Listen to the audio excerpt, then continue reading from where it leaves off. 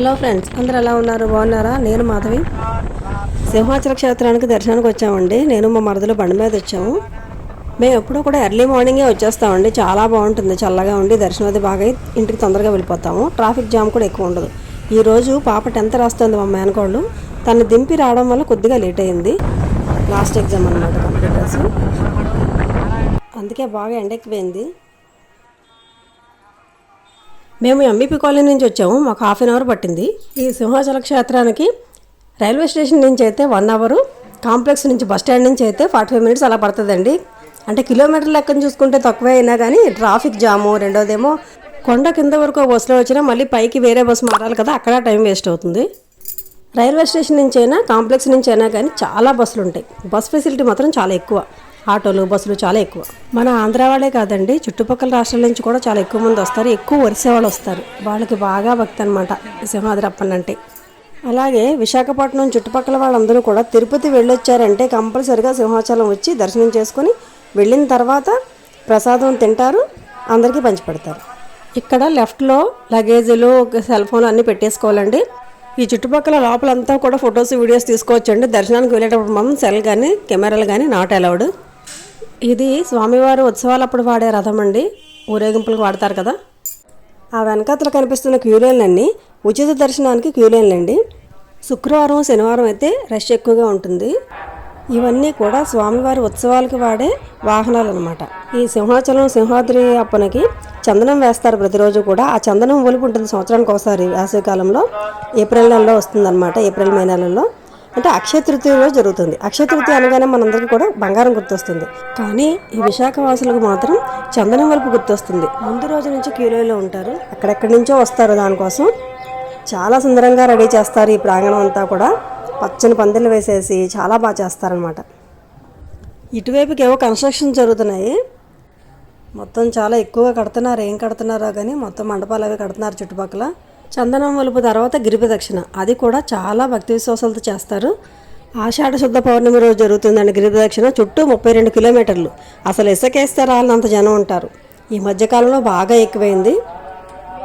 దర్శనం చేసుకునే వాళ్ళందరూ క్యూలో బయటకు వచ్చేస్తున్నారు. ఇది బయటకు దారనమాట క్యూలో వచ్చిన వాళ్ళకి. మా అక్క వస్తాను అందండి, పెద్దమ్మగారు అమ్మాయి. తను పోలీస్ డిపార్ట్మెంట్లో చేస్తుందన్నమాట. విఐపి దర్శనం ఇప్పిస్తానంటే బాగుంటుంది కదా అని మేము కూడా వచ్చాము.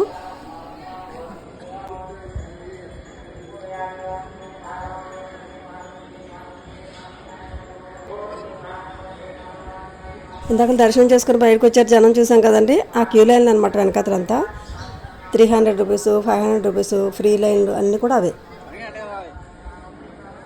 మేము వచ్చిన టైంలో స్వామివారి కళ్యాణం జరుగుతుంది. మేము అన్నీ చూసుకొని, ఇక్కడ శివాలయం కూడా ఉంది, ఆ దర్శనం చేసుకొని మా మామయ్య గారు అమ్మాయి అక్క వస్తూ ఉన్నారు. వాళ్ళ గురించి వెయిట్ చేస్తున్నాం అనమాట.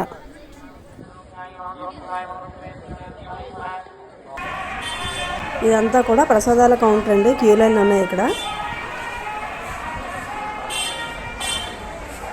గుడి లోపల దర్శనానికి వెళ్ళేటప్పుడు మాత్రం కెమెరాలు, సెల్ ఫోన్లు అవి నిషిద్ధం అండి. నేను అక్కడక్కడ క్లిప్పింగ్స్ పాతవేవో ఉంటే పెట్టాను. ఇది శివాలయం అండి. మనమే అభిషేకం చేసుకోవచ్చు. నీళ్లు ఉంటాయి అక్కడ, నీళ్లతో చేసుకోవచ్చు. అర్చకులు ఉంటారు, శతగోపురం పెట్టి తీర్థం ఇస్తారు.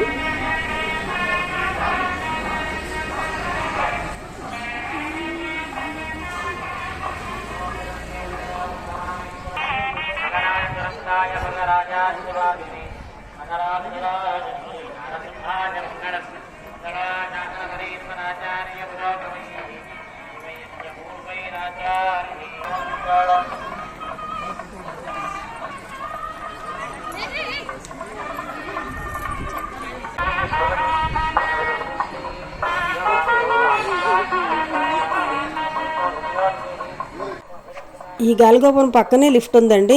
పెద్దవాళ్ళకి, వికలాంగులకి, ఆ స్టాఫ్కి అందరికీ వాడతారంట. అక్క వాళ్ళు వచ్చేసారండి, మేము దర్శనానికి వెళ్తాం ఇంకా. హాయ్ అక్క. వాళ్ళు లేట్ అయ్యిందని దర్శనాలు ఆపేస్తారని పరుగు పరుగుని వచ్చారండి పాపం. హాయ్ సునీ. ఇది స్వామి తాలూకు రిజర్వ్ దర్శనం అండి. ఏవో పాత క్లిప్పింగ్స్ ఉంటే పెట్టారండి. చందనం వలుపు తర్వాత 12 గంటలు మాత్రమే రిజర్వ్ దర్శనం ఉంటుంది. తర్వాత వెంటనే చందనం వేసేస్తారు. ఎప్పుడు కూడా చందనంతోనే ఉంటుంది. మాకు దర్శనం అయిపోయిందండి. మేము ఎప్పటికప్పుడే సింహాచలం దర్శనానికి వస్తాము. 300 రూపీస్ టికెట్ తీసుకుని దర్శనానికి వెళ్తాం. కానీ ఎప్పుడు ఇంత బాగా జరగలేదండి. చాలా బాగా జరిగింది అక్క పుణ్యమా అంటూ. చాలా హ్యాపీ అనిపించింది.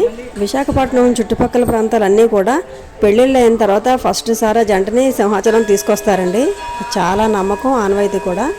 ఈరోజు కూడా ఒక 4-5 జంటలు కనిపించాయండి మాకు, కొత్త పెళ్లి జంటలు. స్వామి దర్శనాలు ఆపేశారు, భోగం పెడతారు కదా ఈ టైంలో. మధ్యాహ్నం అయిపోయింది.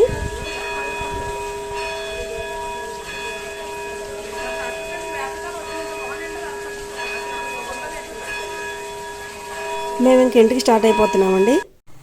ఓకే ఫ్రెండ్స్, ఈ వీడియో ఇంతటితో అయిపోయిందండి. ఈ వీడియో కనుక మీకు నచ్చినట్లయితే like, share and subscribe. Thank you.